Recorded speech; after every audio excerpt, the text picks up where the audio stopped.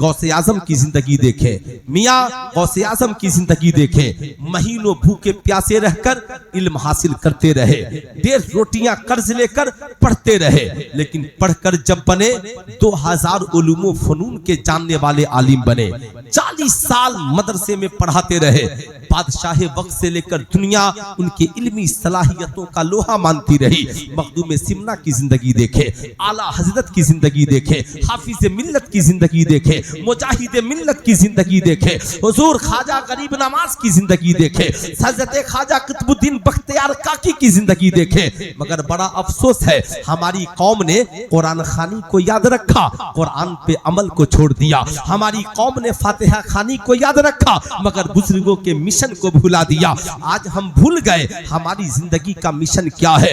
आज सिर्फ हम इस बात, इज्जत सबको चाहिए, समाज में वकार सबको चाहिए, मर्द हो, औरत हो, बच्चा हो, बूढ़ा हो, जवान हो, मगर इज्जत मिलेगी कैसे?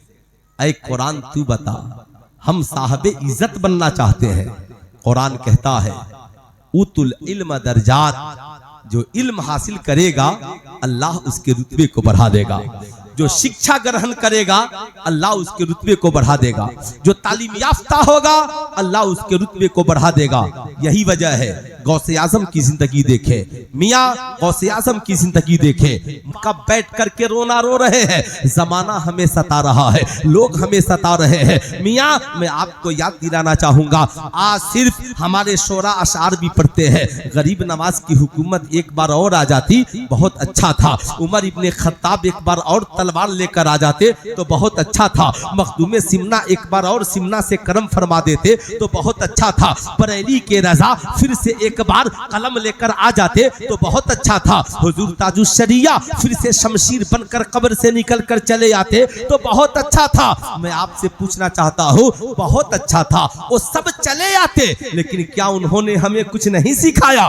बरेली के रजा ने हमें ये दर्श दिया, या रसूल अल्लाह तेरे गुलामों का नक्शे कदम है राहे खुदा, वो क्या बहक सके जो ये सुराग लेकर चले। हमने करबला वालों के नाम के फातिहे को याद रखा, मगर करबला वालों के पैगाम को भूल गए। करबला में वो दीन के लिए भूखे रह सकते हैं। हम में कितने नौजवान हैं जो कभी दीन के लिए भूखे रहे हो? करबला में इमाम हुसैन नोके नेजा पे चढ़कर कुरान की तिलावत कर सकते हैं। हम में कितने लोग हैं जो साहब अपनी आकिबत और आखिरत के लिए कुरान की तिलावत करते हैं? मैं आपको याद दिलाना चाहूंगा, याद रखिएगा, ये दौर, इस दौर की लड़ाई बड़ी छोटी लड़ाई नहीं है, इसे हल्के में मत लीजिएगा। इसलिए इस दौर में फिर से आपको तैयारी करने की जरूरत है। आप मेहनत करके 5 साल की कुर्सी तक नहीं पहुंच सकते, मगर हमारी कौम के शहजादे अगर मेहनत करें, अल्लाह ने चाहा तो हम 60 साल की कुर्सी तक जरूर पहुंच सकते हैं। आपको मैं याद दिलाना चाहूंगा, ये दौर लश्करे जर्रार का नहीं है, ये दौर तीरों तलवार का नहीं है, ये दौर बम बारूद का नहीं है, ये दौर पावर ऑफ एजुकेशन का है। जिसके पास एजुकेशन भी हो और कलम में पावर भी हो, जिसके पास जिस्म भी हो और बदन पे सरकारी वर्दी भी हो, जो बासलाहियत भी हो और साथ में सरकारी महकमे में बड़ा अधिकारी भी हो। आज हमारी कौम के नौजवान ये क्यों नहीं सोचते, आप ताजिर भी बनिए, आप बिजनेसमैन भी बनिए, आप नेता भी बनिए, लेकिन साथ में आप ये सोचिए इस कौम की हिफाजत के लिए हमें कैसे आगे बढ़ना है, इस कौम की फलाहो बहबूद के लिए हमें कैसे आगे बढ़ना है। मैं आपको याद दिलाना चाहूंगा, मखदूम सिमना की दौरे हुकूमत है, मालूम है 12 साल की उम्र में आलिम, फाजिल, मुहद्दिस, मुफस्सिर, मुफक्किर सब कुछ बनने के बाद सिमना की हुकूमत पे आते हैं। 15 साल से लेकर 25 साल की हुकूमत तक सिमना की तख्त पर बैठकर हाकिम वक्त है। लेकिन आपको तअज्जुब होगा, वालिदे गिरामी ने 1000 सिर्फ मदारिस बनवाए थे, सिर्फ इसलिए ताकि हमारे बच्चे तालीम में पीछे न हो सके। जब सिमना की हुकूमत पर मखदूम सिमना बैठे हैं तो जानते हैं मखदूम सिमना ने क्या किया? बैठने के बाद सबसे पहला काम जो उन्होंने किया, अपने आलिमों का वजीफा बढ़ा दिया। क्या किया साहब?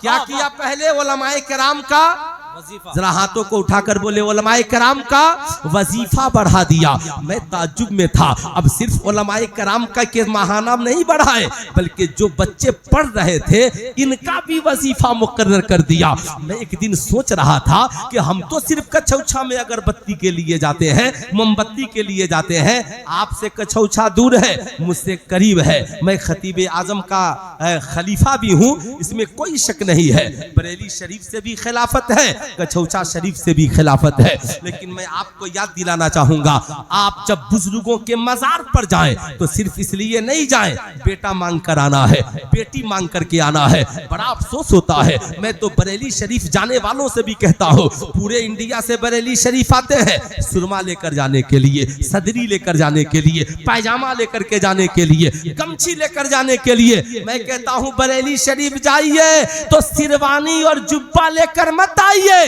बरेली के इमाम अहमद रजा का अकीदा लेकर के आइए, उनका इल्मी फैजान लेकर के आइए। मियाँ मैं आपको याद दिलाना चाहूंगा, मखदूम सिमना की चौखट पे जाने वालों याद रखना, मखदूम सिमना ने ये काम इसलिए किया था कि उस वक्त जो उलमा दीन की तबलीग में लगे थे, कहीं पैसे की कमी की वजह से कोई आलिम दीन की तबलीग न छोड़ दे, कहीं दौलत की कमी की वजह से कोई हाफिज कुरान दर्स का नहीं छोड़ दे, कहीं दौलत की कमी की वजह से कोई मुफ्ती वक्त दारुल इफ्ता नहीं छोड़ दे, दौलत की कमी की वजह से कोई इमाम मस्जिद के मुसल्ले इमामत को नहीं छोड़ दे, पैसे की कमी की वजह से कोई तालिबे इल्म मदरसे को नहीं छोड़ दे। आज हमारी कौम कहाँ चली गई? आज बड़ा अफसोस होता है, मदारिस इस्लामिया में पढ़ाने वाले उलमाए कराम का जो हश्र है, मुझे लगता है जलसे में तकरीर करने वाले खतीबों के लिए 50,000 देना आपके लिए आसान है, नात पढ़ने वाले शायरों के लिए 40-45,000 देना आपके लिए आसान है, मगर दरसगाह में जो मुफ्ती बैठकर बच्चों को बुखारी पढ़ा रहा है, मुस्लिम पढ़ा रहा है, तिरमिजी पढ़ा रहा है, इब्ने माजा पढ़ा रहा है, नसाई पढ़ा रहा है, बताओ शरह वकाया पढ़ा रहा है, हिदाया पढ़ा रहा है, बताओ ईमानदारी से बताओ नहमीर पढ़ा रहा है, पंजगंज पढ़ा रहा है, काफिया पढ़ा रहा है, बताओ ईमानदारी से उन आलिमों को आप साल में नजराना कितना देते हो? क्या बात है, कितना देते हो? ईमानदारी से बुरा मत मानना, जो शायर आकर के यहाँ पर नात पढ़े, जरा सा खूब चहक बहक वाला लिबास हो, रोजाना मेरी मुलाकात होती है। मैं किसी शायर का मुखालिफ नहीं हूँ, आप किसी शायर से मेरे बारे में पूछ लीजिएगा। इंडिया के जितने बड़े बड़े शायर हैं सबसे फकीर के बारे में पूछ सकते